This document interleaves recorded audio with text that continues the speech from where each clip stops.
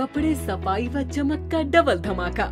गोगा लाए हैं double axle. Washing machine एवं कपड़े दोनों को रखे सुरक्षित। Goga double axle.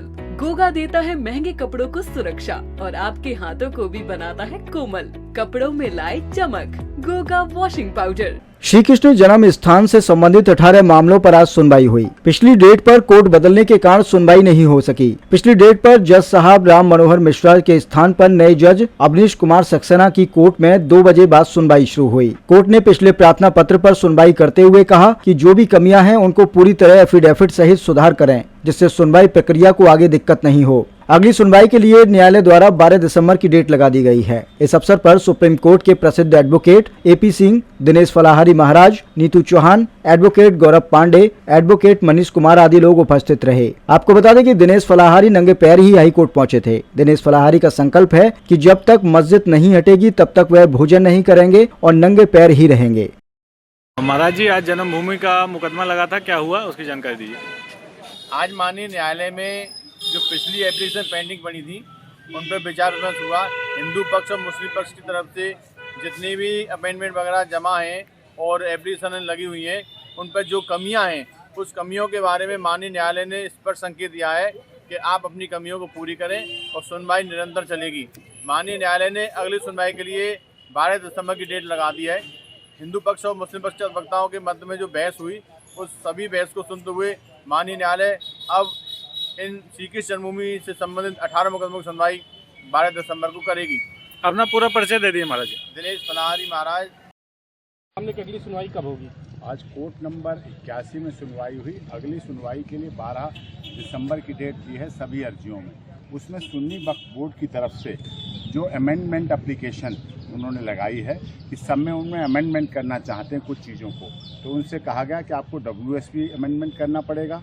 उस पर भी कहा गया और कुछ डॉक्यूमेंट उनके बिना नंबरिंग के थे, एफिडेविट नहीं थे, तो वो CPC की धारा 17 के तहत लाई नहीं करते हैं, तो वो भी चीज़ आएगी सामने। तो ऑनरेबल कोर्ट ने उन सब चीज़ों को आत्मसात करते हुए पूरी चीज़ों को कंसोलिडेट किया है कि उसमें इसीलिए आज सबको बुलाया था।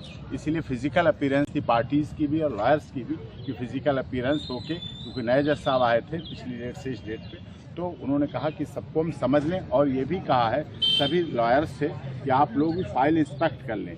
बल्कि रिकॉर्ड है, जब फाइल इंस्पेक्ट कर लेंगे तो बताने में आसानी रहेगी।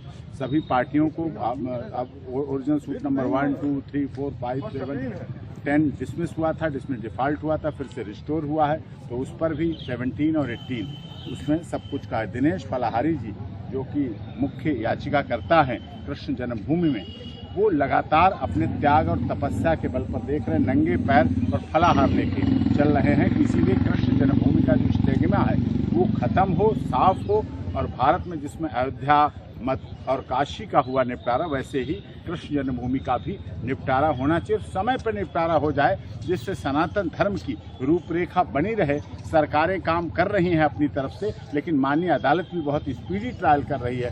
पिछली कोर्ट ने भी लगातार स्पीडी ट्रायल किया है, रिटन स्टेटमेंट दे दिया है। आर्कियोलॉजिस्ट जो ASI है उसने भी अपना जवाब उसमें देना बाकी है, वो अगली डेट पर जवाब देंगे और उसमें फाइल करेंगे। और हम उसमें रुक्मणी देवी जी की तरफ से, माता रुक्मणी देवी जी की वंशज हैं नीतू चौहान जी, उनकी तरफ से भी हमने रिजॉइंडर दे दिया है।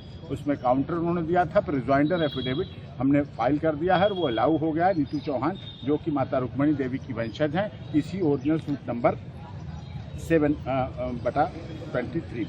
अच्छा, 2023 से मामले की सुनवाई यहाँ पर कंसोलिडेट करके चल रही है। तस्वीर वाद तय किया गया है, लेकिन अभी तक इसमें वाद बिंदु नहीं तय किए गए। उम्मीद है कि अगली सुनवाई से तय हो जाएगी। अगली सुनवाई पे नहीं हो पाए, लेकिन अगली सुनवाई के बाद वाद बिंदु तय होने के लिए ही ये जितनी मिसलेनियस एप्लीकेशन है, जितनी इम्पीडर एप्लीकेशन लगी हुई हैं वो सारी पहले डिसाइड करनी है ऑनरेबल हाई कोर्ट इलाहाबाद को। और वो आज भी प्रयास हुआ, आज भी इसी बाबत आर्डर हुए कि जो IE हैं इम्प्लीमेंट एप्लीकेशन लगी हुई हैं वो सारी डिसाइड हो जाए। उसके बाद सबके WS आ जाएँ, काउंटर एफिडेविट आ जाए, जिससे कि प्रोसेस पूरा हो जाए, बाद में न रहे। और जो डिसमिस हो गए तो वो रिस्टोर किए गए हैं और उसके आधार पर आगे का प्रोसेस इशू फ्रेम होने को, जिससे आगे सूट चल सके और जल्दी सुनवाई हो सके, स्पीड ट्रायल हो सके। एक्सेस टू जस्टिस बहरहाल न्याय होते हुए दिखना भी चाहिए। इस देश के लोग जानना चाहते हैं कि क्या मथुरा में कृष्ण जन्मभूमि जहाँ थी, जहाँ कृष्ण, सुदामा, बलराम और दाऊ सब खेले, क्या वहाँ कृष्ण जी नमाज पढ़ते थे? क्या मस्जिद का क्या मतलब है? वहाँ मस्जिद होने का क्या मतलब है? वो पूरी तरह से काला बदनुमा धब्बा लगा हुआ है हमारे इतिहास पर, हमारे सनातन धर्म पर, हमारे कृष्ण जन्मभूमि पर, हमारे मथुरा कृष्ण जन्मभूमि पर, जो कि निपटारा समय पर होना चाहिए, जिससे कि आगे चीज़ें सब कुछ संभल सकें और आगे कार्य हो सके। सर परिचय बता दें किस प्लेंटिफ की तरफ से? मैं डॉक्टर AP सिंह हूँ, दिनेश फलाहारी जी की तरफ से हूँ, रुक्मणी देवी की वंशज नीतू चौहान जी हैं और इन सब के लिए हूँ। Suit number 7/23, 1/23, suit number 12, 1/23, 1/23, 1/23, 7/23, 12/23।